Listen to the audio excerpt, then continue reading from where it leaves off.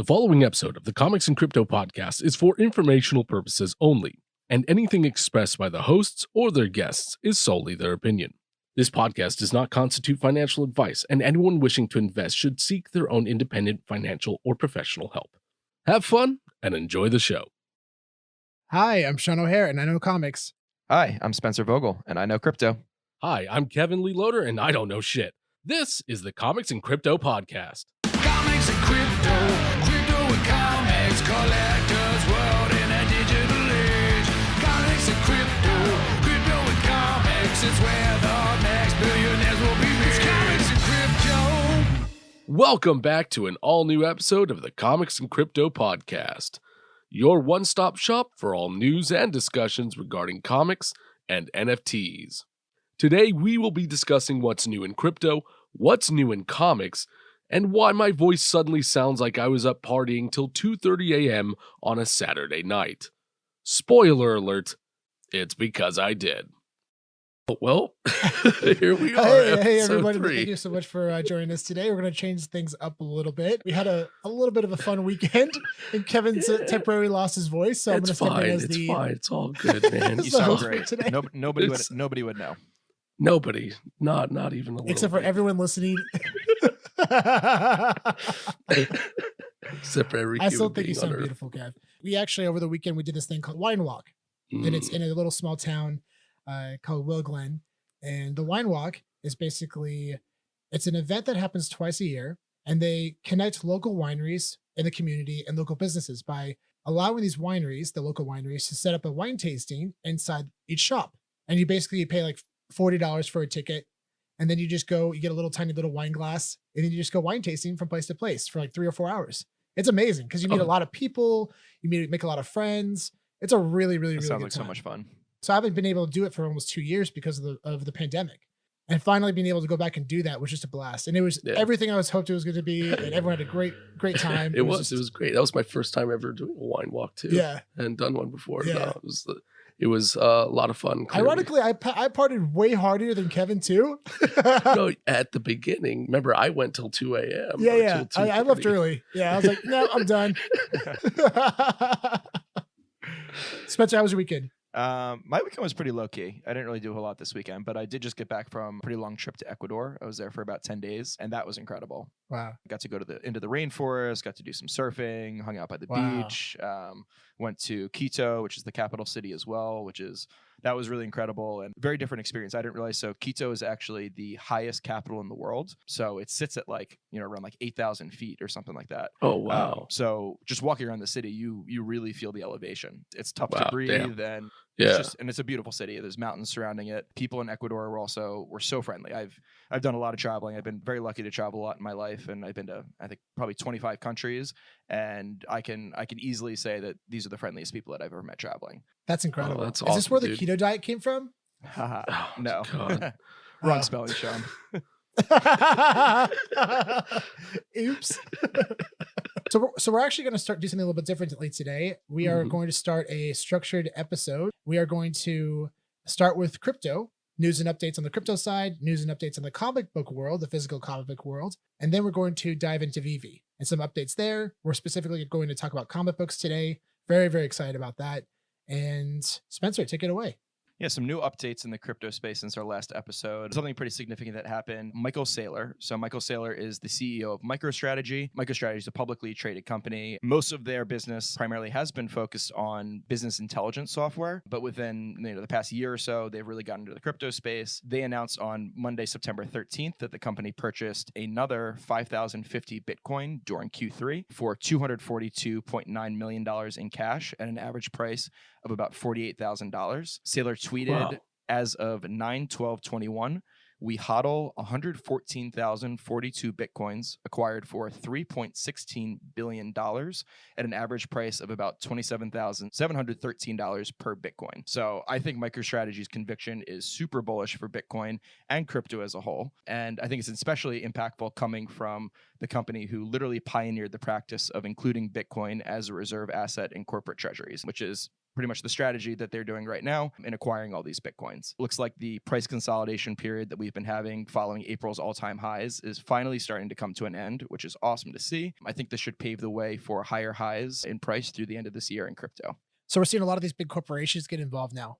Yeah, we're seeing a lot of big companies that are getting involved in the space, either just investing or starting to make NFTs, things like this. But this big movement, kind of what I just mentioned, is companies making Bitcoin or other cryptocurrencies as a reserve asset in their corporate treasury. So making it a part of their corporate reserve system. So instead of only holding cash in their corporate reserve, they're holding other scarce assets like Bitcoin and Ethereum because they think that it might be a good hedge against inflation. Yeah. Things like that. And even like Visa, when they purchased the CryptoPunk, Visa purchased a CryptoPunk. Yeah. Oh, I had no Yeah. idea. Yeah.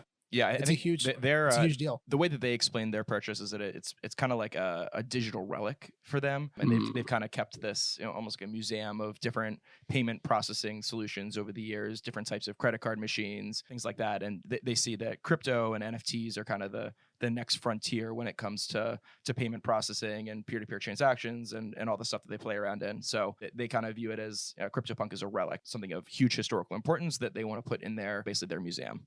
It's so exciting too, because at first it was, I thought it more as purely based on historical significance, right? It was one of the first of its kind, but now it's become more than that. It's transitioning into status. Yeah. Jay-Z bought a CryptoPunk and he put it as his Twitter photo to show it off. That is huge publicity for CryptoPunks. The other big one recently has been Bored Ape Yacht Club. They basically turned into status symbols. It's a way to flex on your friends. Yeah, exactly. Yeah, like you just mentioned, Steph Curry just recently purchased one for, I think it was definitely over $100,000. Yeah, for sure. And did you get an exact amount? So for Jay-Z, it was 126,000. And it's probably at least 2-3x Yeah, since exactly. then, minimum. Yep. If not more. Well, I mean, honestly, that CryptoPunk, just because Jay-Z owns it, that inherently gives it more value than almost any other CryptoPunk. It's just the cool thing about blockchain technologies. It allows you to see the history of an NFT and see basically who owned it in the past. And if this is an NFT that Jay-Z once owned, people are going to think that's really valuable and think it's way more valuable than just a regular CryptoPunk that some normal person owned that wasn't Jay-Z. And they do this in the comic book world too. A friend of mine, he owns a couple comic books from CGC. And on it, there's a label that says "From the collection of Frank Miller" on the actual CGC. Yes.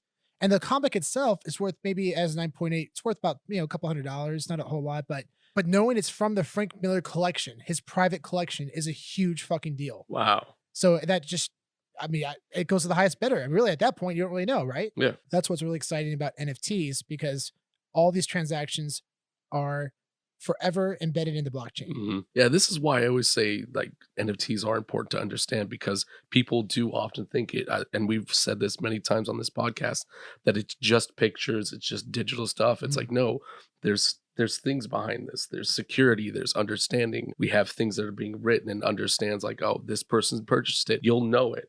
It's not some random picture you just share with anyone. Right. Like there's information behind this. Yeah. Talking about comic books, there's a really cool drop that happened this past week on the Curio marketplace. So they did what's known as a digi-physical drop that spans both, the physical and digital collectibles world, which is really interesting. And they auctioned off physical graded Teenage Mutant Ninja Turtle comic books that came with a complimentary 1-of-1 NFT that basically featured a high resolution scan of that comic book, and it represents your ownership in that physical object, in that physical book. Curio, they auctioned off first prints of Teenage Mutant Ninja Turtles numbers 1 through 4. So they were all first prints, which is pretty significant.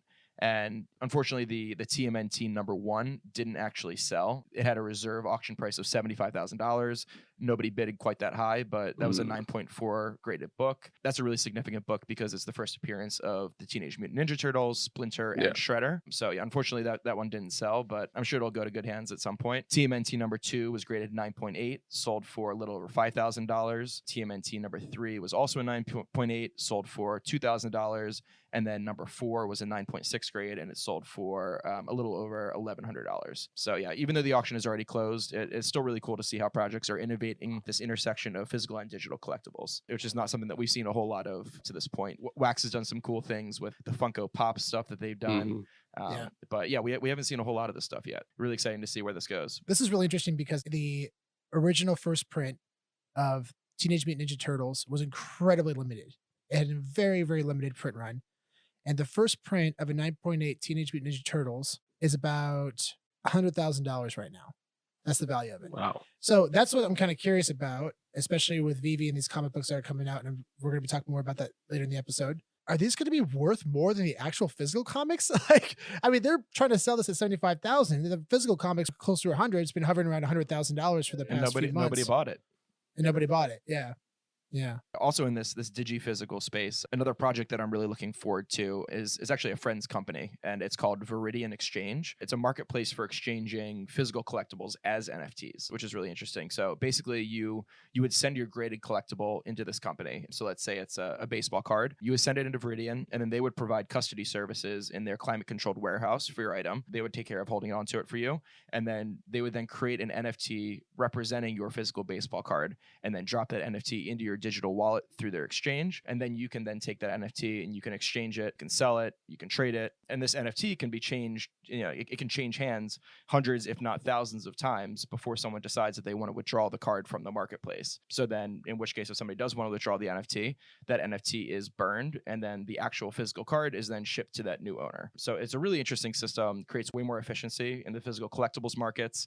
And it removes the need to have to deal with shipping and storage when wanting to trade these things. So I'm really excited for this project. And as somebody who collects physical comic books as well as digital, I like the idea of not having to deal with the custody and not having to keep them in my house, which is a security risk, especially if you're dealing with really expensive comic books, and being able just to trade these things online, but knowing that you still have that physical comic book that's being backed up by the NFT that you purchased. So yeah, I think it's really interesting, and hopefully we can actually get the guys at Viridian on the podcast at some time soon to explain this a little better. That sounds awesome. That'd be great. So basically the NFT is just basically a placeholder for the actual physical thing while you sell it and put it around. Certificate of authenticity, pretty much. Gotcha. That's awesome. Another interesting drop that happened pretty recently, the Bored Ape Yacht Club avatar NFTs, a collection of 101 of them sold at Sotheby's auction for just over $24 million, which is just an incredible price. It's a super significant sale, and it provides more legitimacy to both the Bored Ape Yacht Club project and I think to the avatar NFT space as a whole. Dude, that's awesome. $24 million. Mm-hmm. Yeah. Also, though, it's very important to keep in mind, people are buying with either Bitcoin or Ethereum. Mm-hmm. That's really important that people know that. They're not going on their bank accounts. Oh, yeah, that's true. And that's why they're paying these absurd prices, because they have a ton of Ethereum. They have a ton of Bitcoin. Yeah, the people that are buying these are the Ethereum whales that bought Ethereum during the ICO back in 2017, and they literally they're sitting on thousands upon thousands of these things, and for them to drop $250,000 on one of these Bored Ape Yacht Club NFTs is honestly kind of nothing. And the biggest thing too, it's number one, it's a flex move, but also it's probably them trying to increase the value of the entire collection. Yeah. For example, like in the comic book world, when a 9.8 sells for X amount, that's the ceiling. Yeah. And if that's the ceiling, then there's plenty of room for growth at the bottom. Just like Marvel Spotlight number 5 that sold for around $250,000, it's only one existence. There's plenty of room for the bottom now to grow. Yeah. Just going off that though, a lot of these higher number sales, you definitely have to take them with a bit of a grain of salt. It is entirely possible that there is wash trading going on, and I would probably say very likely that there is wash trading going on with these NFTs. And wash trading is essentially where someone will sell the NFT to themselves on a different account. And so it makes it look like the sale was legitimate. The sale basically makes the NFT look like it's more valuable than it actually is. And when somebody sees a really high sale, they might be more likely to then, kind of ape into an NFT and buy it. Wash trader is basically hoping that the sale will increase hype and provoke people to buy this NFT. Wow. So I didn't know about that. I would definitely, whenever you're looking at these really big sales, definitely take it with a grain of salt, because it is entirely possible that it is not a legitimate sale. It's just somebody who's moving these things around to make it look like sales, to make it look like these things are trading for higher than they actually should be. It doesn't mean that they won't eventually reach that price anyway, but there definitely is a fair bit of market manipulation going on. And unfortunately, because there's no KYC or AML laws, which is know your customer, or anti-money laundering, which is essentially when exchanges enforce identity verification. There's no identity verification on open protocols like OpenSea. So there's currently not really any way to prevent wash trading from happening. So you kind of just have to be vigilant and watch out and be very, very careful when you're buying NFTs. Incredibly shady. Incredibly shady. I would assume that most people don't want to do that though. Like, Well, Like, no, I mean, I get why they do it. Oh, I it's get fucking brilliant, but it's also incredibly disloyal and shady and destroys the entire exactly. That's why I structure don't of think what most we're all people trying to will. build. It's just But at the same time, for the people that are holding those NFTs, potentially this wash trading could cause their collection to increase in value. So, for the people that already own So, them, could are potentially positively be really affected by good. it. But for the Okay. people that are trying to FOMO into it last second, those are the people that are getting screwed. A couple upcoming drops that I'm really excited about. This week, Tiger Woods will be doing his first ever NFT drop on DraftKings. So they're going to be spreading this drop out across a few different days. So it's going to be happening on the 21st, the 23rd, and the 28th. The NFTs being sold on the 23rd will actually be digitally signed by Tiger Woods through a company called Autograph, which does blockchain verifiable digital signatures for celebrities, athletes, musicians, etc. And Autograph, just real quick, Spencer, Autograph.io is actually owned by Tom Brady and MGM. There you go. They've done some really cool drops on DraftKings recently that Sean and I have both got into. I think Kevin has as Yep. well. So some of the drops that they've done in the past, they've done Tom Brady, Wayne Gretzky, Simone Biles, and I think last week most recently was Tony Hawk, and all of them sold out. So I would expect these ones to sell out very quickly as well. DraftKings, they use a really awesome queuing system that I really like, and I think it makes it really fair for everybody who wants to get into the drops. So as long as you're there and you're in the waiting room, at least a few minutes before the drop, you have the same exact chance as everybody else. So highly recommend checking these out. And Sean, you I think you mentioned to me before that the Tiger Woods signatures are really significant, right? Yeah, definitely. Just real quick though, I just want to fact check what I said earlier. It's Lionsgate, and Tom Brady. But Okay. I think Lionsgate and MGM merged, which is why I was putting them together. But so they're definitely going to be doing a lot of film signatures in the future too. Yeah. But brilliant. But yeah, back to Tiger Woods. There was an incident a few years back where a fan ran after him and he tripped and got hurt. So he stopped signing publicly. He won't sign publicly anymore. He refuses. And on top of that, I don't think he really signs that much to begin with. His signature is incredibly valuable. Incredibly valuable. His and Tom Brady's are incredibly valuable signatures. Like Tom Brady, for example, right after the Super Bowl, he had a massive signing and charged people $1,000 for a signature to attend and sign. And people paid it. Didn't even blink. And Tiger Woods is considered the best golfer ever. This drop is also super accessible. I think the first NFT that they're selling tomorrow, I believe it's only $12. So you might not have the best chance of getting it just based on how many people are trying to get into the drop. But assume you get lucky and you're in I think there's 5,000 of the first one that's being sold. If you're in that first 5,000 in the queue, you can get a Tiger Woods NFT for only $12. I have gotten a number as low as 75, which is unreal. Unreal. I was at Universal Studios. I was with my brother. Hey, Ryan. Shout out to Ryan. And I got a number 75 and I'm in line, right? And I'm like, Ryan, just go in front of me, talk to everyone for me. And I'm like walking and trying to get this thing and like juggling my pocket. We're about to go in Harry Potter. And I'm on the ride, flipping around upside down, like trying to buy this fucking NFT. Like, yeah, it's serious. It was hilarious. Shout out to Ryan. Thank you so much for having my back on that. We were successful that day and we were riding rides while doing it. It's pretty cool. I have a thesis, an investment thesis around these DraftKings drops. I actually believe that some of the first drops they do, so the one that's a 5,000 serial number edition, I think that some of those actually could be more valuable long term than some of the drops that are more scarce. I do foresee potentially these being as valuable or more valuable than something that might be only 100 editions, for example. Yeah. I didn't get that one.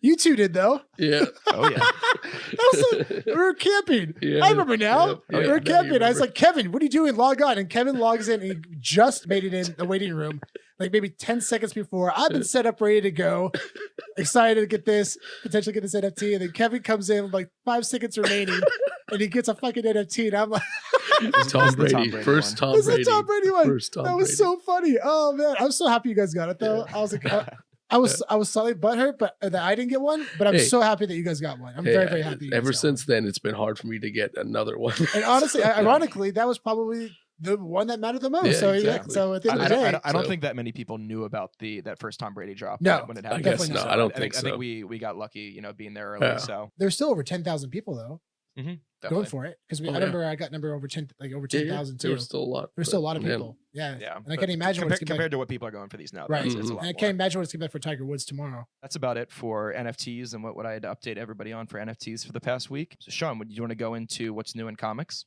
Yeah, there's some massive sales that happened recently. X-Men 1 a CGC graded 8.0 sold on Heritage for $90,000. This is the first appearance of the X-Men, first appearance of Magneto, first appearance of Professor X. The previous sale for an 8.0 was for $36,000 on August 27th, 2020. So just like that, within a year, you're looking at almost 3x, 2 to 3x. Amazing Spider-Man #1. A lot of the VeVe fan will recognize this one. A recent CGC at 9.4 sold on Heritage for $241,000. Previous sale was back in 2017 for $131,000, and that was about 4 years ago. It's tough because this book, there's so few of them. So there hasn't been a lot of sales. 4 years later, there's another sale.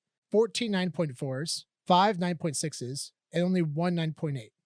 Wow, that's incredible. I can't imagine what that 1 9.8 would go for. It's unreal. Holy crap. It's unreal. And then the biggest sale of all time.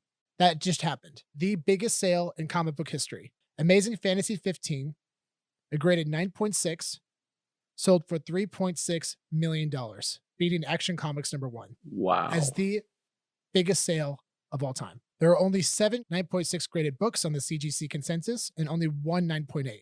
I can't imagine what that 1 9.8 is worth now. Unbelievable. That's crazy. And it makes sense though.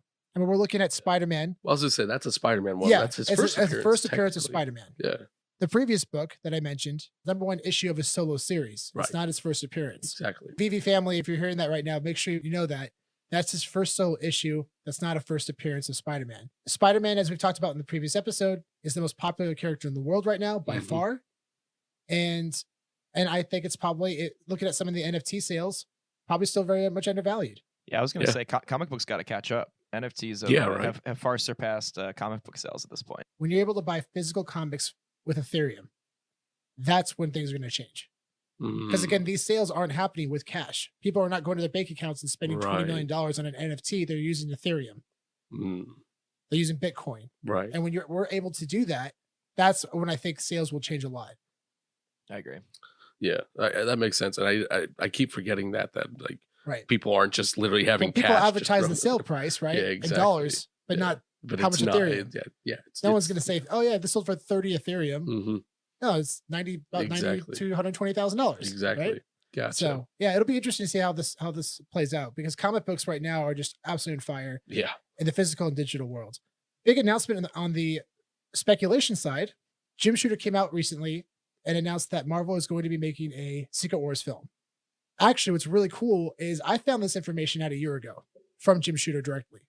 I went to a comic book signing where I got my Marvel sign, and I had it signed by him and John Beatty and Mike Zeck. Those are the 3 guys who helped create the foundation of Secret Wars.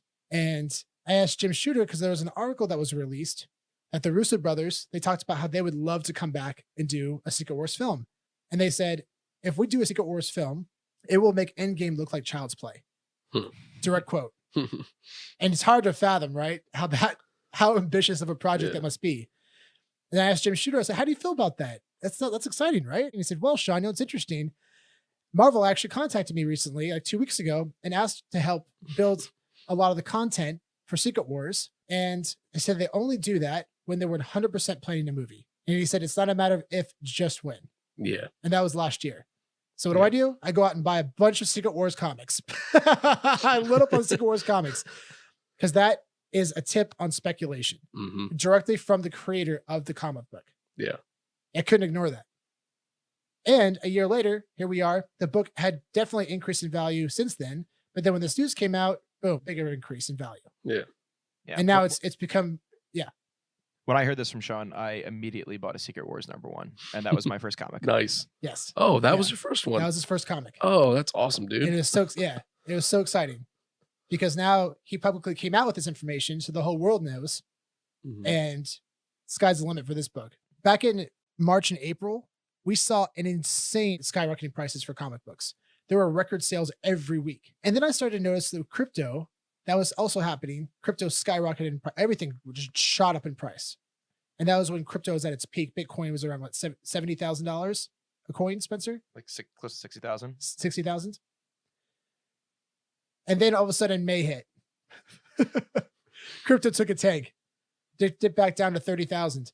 And the comic book sales plateaued and even dipped. And that's when I realized, oh shit, cryptocurrency had a huge play in all these record sales. Cryptocurrency had a massive play in it. People were saying, oh, it's some unemployment checks or people not traveling. I think that definitely had a lot to do with it too. But it was way too big of a coincidence. I was literally every day on eBay, Elite Comics on Instagram, watching all these books fly off the shelf at record prices. Nobody even negotiated. And all this was happening when crypto was at its peak. And then we saw a dip. So what you're saying, you think people were taking their crypto profits and moving them into comic books? Yes, definitely. 100%. That's why I think it's going to be super interesting when people have an opportunity to actually buy comic books directly with Ethereum and Bitcoin. Mm-hmm. I think we're going to see sales we never couldn't even possibly imagine. Yeah, it makes How do you sense. feel about that, Spencer? Kev? Yeah, no, that makes sense, man. To be completely honest, I think that's kind of what's been happening. We were like, that's why digital comics becoming the thing on here. Like, it's like we said, NFTs are going to start blending both physical things and digital things all the time. Yeah. This is one of those things. Comics are both going to be NFTs, and also people who have crypto NFTs will start selling them to buy physical comics. It's all going to be a part of the same world. Mm-hmm. Yeah, assuming your theory is correct and that people are taking profits and moving them into comic books, if those comic book sales are happening on Ethereum or happening on blockchain in general, people are then, the profit taking basically still stays within that ecosystem. It doesn't actually transcend the physical barrier. So Sean, would you safe to say that through the end of this year, if crypto prices continue to rise, we should see more record sales in comic books as well? Absolutely. Without a doubt. I can't even imagine what these comics are going to sell for. Yeah. It's going to be unreal. Yeah. It's going to be unreal. So I have a big recommendation, purchase of the week. Boom, a huge comic book label, came out with a book called Eat the Rich. And you can get the cover A first issue on eBay right now for around $5. I'm not sure if many people are aware of this, but Netflix recently signed a massive contract with Boom. They produce incredible content. They have so many good comics, including Something is Killing the Children, which I've mentioned, House of Slaughter, which I've mentioned, Berserker, a comic book that was created by Keanu Reeves, is going to become a movie and also an anime on Netflix. They've already confirmed that. Oh, yeah. Something is Killing the Children, become a show run by Mike Flanagan. It's safe to say that anything Boom related could come to Netflix. This is a 5-comic series. It's a bold, horrifying psychological thriller. This has incredible potential. Nice. And everyone's really pumped about it. I'm excited to read that one. Yeah. I really I got you. Yeah, I got Kevin a copy too. Yeah. Yeah. It's going to be cool. Where's my copy? It's with the rest of yours up at the house. Yeah, fair. I'm holding a little treasure chest for Spencer next time I see him. Exactly. A change in date for House of Slaughter. October 27th is when that's going to be released. And that's still, I'm going to mention that every week on this podcast. Keep an eye on that date. Also, his name is pronounced James Tynion, not Tinian. I've been calling him Tinian, but it's pronounced James Tynion. So, James, if you're listening, I'm sorry. Sorry. What was that? South Park? I'm sorry. I'm sorry. All right, on to VeVe. So over the past few weeks, we've been exceptionally excited because we've had the opportunity to buy digital comics. There has been a lot of drops and recent news by Dan and David that there's going to be multiple comic book drops a week, which there have been, and it's been awesome. It's exciting for me because everyone I've been talking to on social media, I feel that energy and that excitement like I did when I first started collecting physical comics. I was excited. I couldn't absorb enough information about all this. And I'm feeling that exact same energy. And what's even cooler is that I'm getting contacted about digital comics just as much as physical comics. People are excited. This space is only expanding. It's not going in one direction or the other. People are excited about comics in general, about collecting comics. And it's only going to get bigger. Yeah. I mean, look what they're doing with zero marketing. VeVe's doing all this with zero marketing, and it all speaks about their product. Their product is incredible. The AR stuff is absolutely amazing. It blows my mind. And that's just a start. Yeah. That's just the start. It's all so cool. Imagine when we're able to have AR glasses and read our comic books right in front of us. That's so neat. Spencer, let me ask you this. What are your top 5 most valuable comics right now? Your ranking so far? My rankings to the top 5, I probably put Marvel #1 first. Definitely. It's the first ever Marvel comic book that was released. It's also Marvel 1. We've seen the floor prices in the secret rare just keep climbing and climbing and climbing. I think the sky's the limit for that one. Fantastic Four #1. I would put that at #2. probably put Avengers #8 at #3, first appearance of Kang. Amazing Spider-Man #1 at #4, and then I would do Journey into Mystery 85 for #5. I think First that'd appearance probably of be Loki. my first. I think that'd probably be my top 5 ranking. How about you? Yeah, no, I very much agree with that. It's interesting because like Avengers 8, that is such a limited run. It's such a limited run. And Only you're looking at 250 of them. only 250 secret rares. Unbelievable. And we're going to dive more into that in a bit. But Fantastic Four #1, I still feel like they have so much more room to grow. I mean, these characters have not even yet been introduced into the MCU. Neither has Kang the Conqueror. He's coming too. It's already been confirmed. But these are first appearances of these characters in their comic books. But yeah, it's really interesting. I mean, these are the comics I know for sure. I agree with you, Spencer, on your list. I know these are going to be incredibly successful because they're already very popular now. Comic book collectors come into the space. They're going to adopt these immediately. These are the ones they're going to be excited about. Additionally, the other comics, like the House of X and the Hulk series, they're more on the speculative side. We don't know if these storylines or characters are going to be introduced in the MCU, but I will say that Marvel is incredibly intentional with everything that they're doing right now. They're not just thinking about, how can let's just release something cool. It'll be fun. They are, but that's not it. They're trying to market their product. With these being the first comic book drops, for VeVe and for Marvel, I think I agree. They're being very intentional with the books they're putting out. I don't think I don't think they're just randomly throwing out Hulk storylines. I think there's probably a reason why they picked this specific Hulk storyline. It's because they probably think it's going to end up in the MCU. Absolutely. Like the comic book with the first appearance of Maestro. Very, very, very likely he's going to be in there. And like the one that's coming out this week, Immortal Hulk #1. These are all comics definitely you want to keep an eye on. I just know that some of them are going to increase in value faster than others. And these top 5 are definitely on that list. So what's really, really exciting though, was how they've categorized the mint numbers. When Marvel #1 came out and they said, yeah, we're going to do 5 different variants, different range of edition numbers, but we're going to lump them all together into one total edition number. So for like Marvel 1, for example, you had a common, uncommon, rare, ultra rare, and a secret rare. And all 5 of those variants are lumped together under one total edition run, 60,000. Oh. And when I first saw that, I was like, what? I don't get it. How can you differentiate value? That doesn't make any sense. And then when it hit me hard when I realized, oh my gosh, if you get like number 520, that's a common, that could be as valuable, if not more valuable, than an ultra rare, possibly even a secret rare. I don't know if I'd go as far as that, but like a super high mint secret rare compared to a number 501 common or even ultra rare. It could be pretty comparable. We'll find out over time for sure, but it's a very, very, very interesting debate because we all know that mint numbers are very significant. Yeah.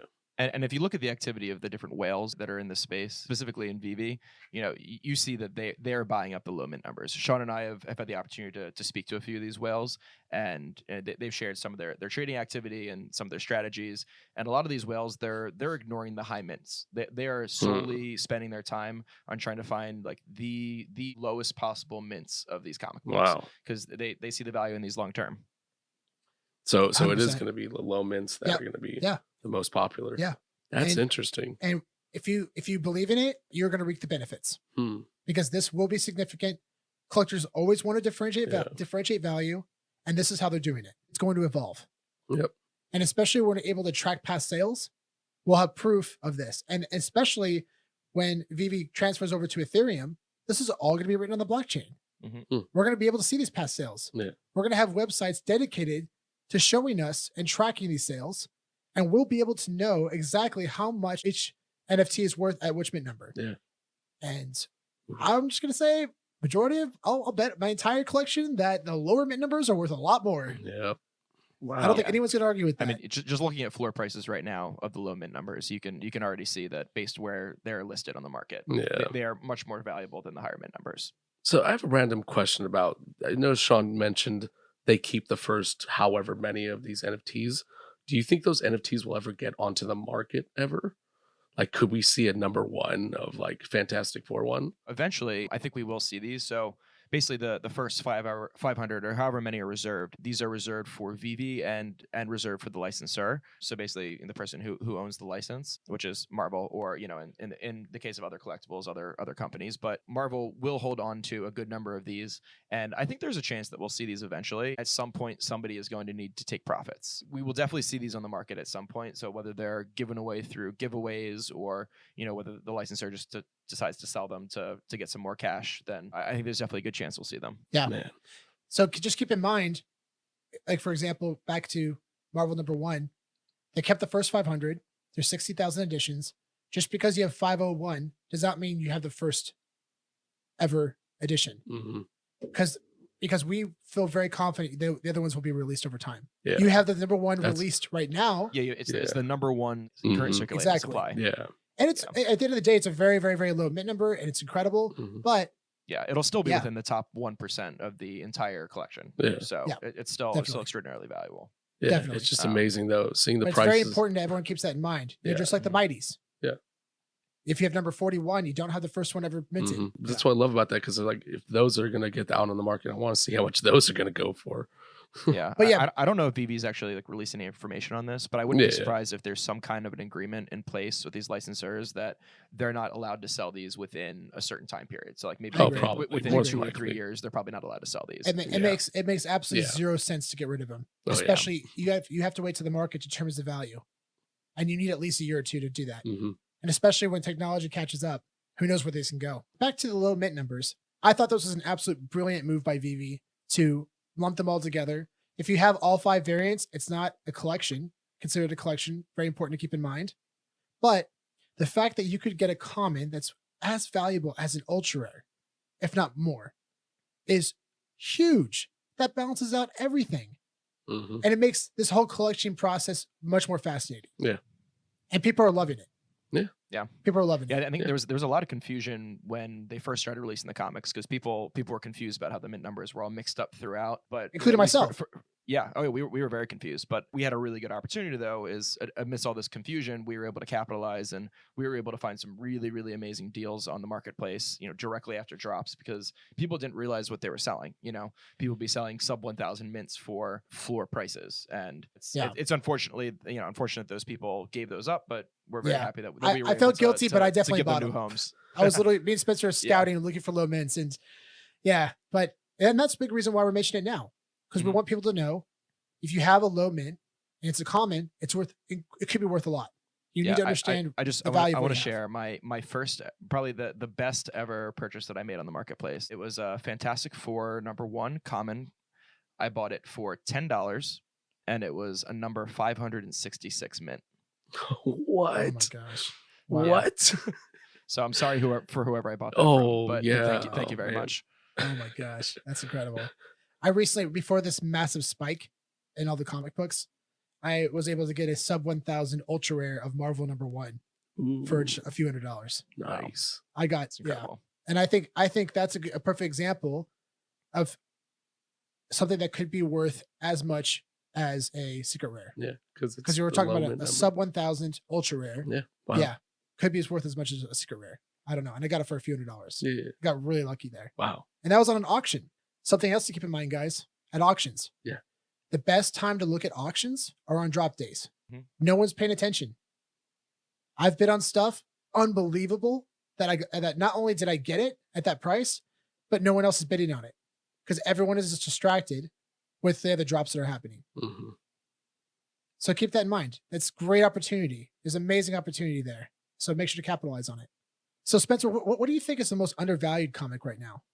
Yeah, I missed out. There's a lot of undervalued comics. For me right now, I think it's probably Avengers #8, first appearance of Kang the Conqueror. I think specifically because of how scarce the collection is, there's only 10,000 of these books in the entire collection, and then only 250 just for the secret rares. So, I think all of them are undervalued, but especially if you can get your hands on a secret rare, I think that's huge. I was very fortunate to be able to get a secret rare this past week, a very, very low mint number within the 700s, and I was able to buy it right before the floor price. Oh, wow. That's incredible. So I'm very happy with my purchase. Yeah, I mean, I aside from Fantastic Four #1, which I'm going to get into in a second, that is an incredibly undervalued comic for sure. We're looking at, for the secret rares, only 250 editions.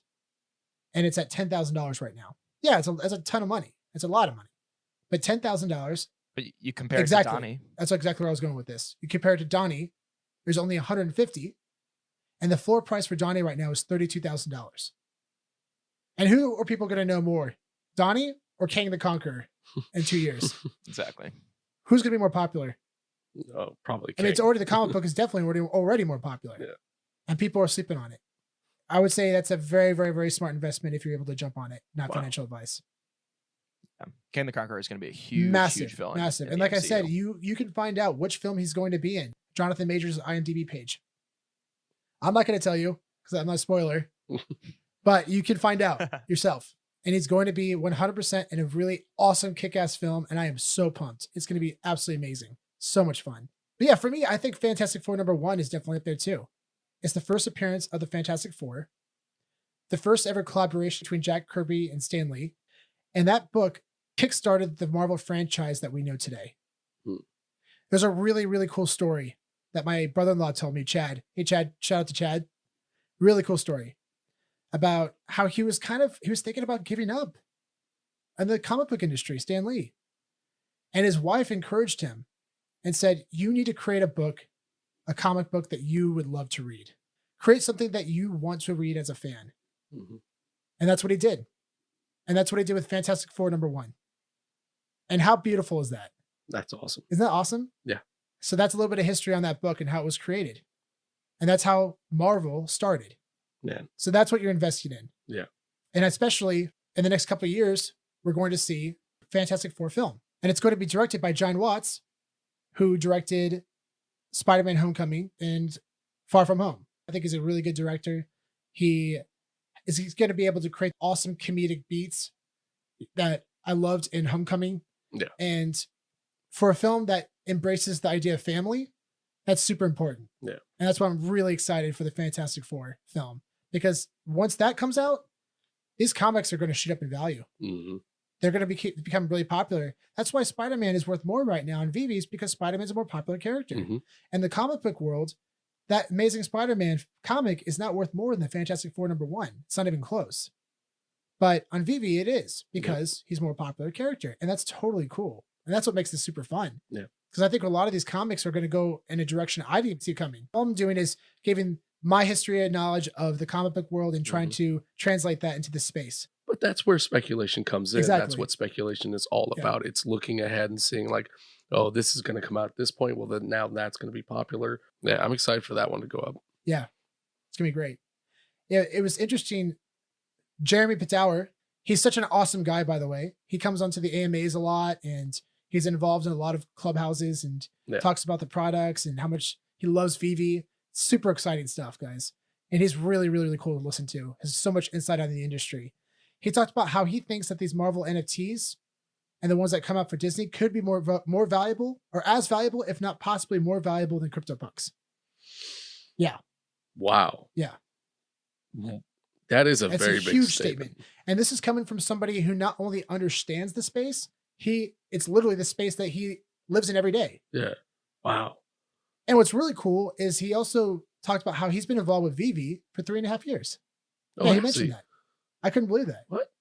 Oh, man. Yeah. Very interesting, right? Huh. Smell a little speculation coming our way. I was like, Pokemon.